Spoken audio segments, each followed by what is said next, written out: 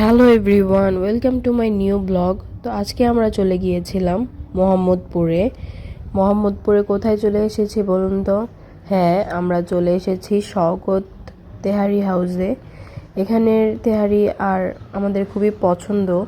এখানে তারা খুবই মজা করে তেহারি তৈরি করেন, সেটাতে দিয়ে থাকে ছোট ছোট আলু, যার কারণে তেহারির টেস্টটা অনেক গুণে বেড়ে যায়।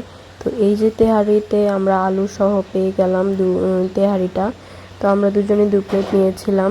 খুবই মজা লেগেছিল আমাদের কাছে। আপনারাও যাবেন, আশা করি আপনাদেরও ভালো লাগবে। সাথে নিয়েছিলাম আমরা আলু বোখারার চাটনি, যেটা খুবই মজার, তেহারির সাথে খুবই ভালো লেগেছে। আর নিয়েছিলাম জর্দা, স্পেশাল জর্দা তাদের। জর্দাটাও খুবই মজার, আপনাদেরও অবশ্যই ভালো লাগবে। আপনারা মাস্ট ট্রাই করবেন এটা মোহাম্মদপুরে গেলে, শওকত তেহারি হাউস থেকে। আপনারা চাইলে পার্সেলও নিয়ে নিতে পারেন। এখান থেকে আপনারা পার্সেল নিয়ে আমরা খাওয়া শেষ করে চলে গিয়েছিলাম পাশেই সিঙ্গাপুর জুস অ্যান্ড কফি হাউসে।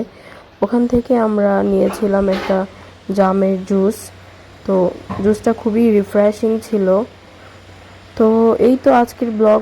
আজকে আশা করি আপনারাও মোহাম্মদপুরে গেলে সিঙ্গাপুর জুস কর্নারে যাবেন, আপনাদেরও পছন্দ হবে সেখানকার জুস।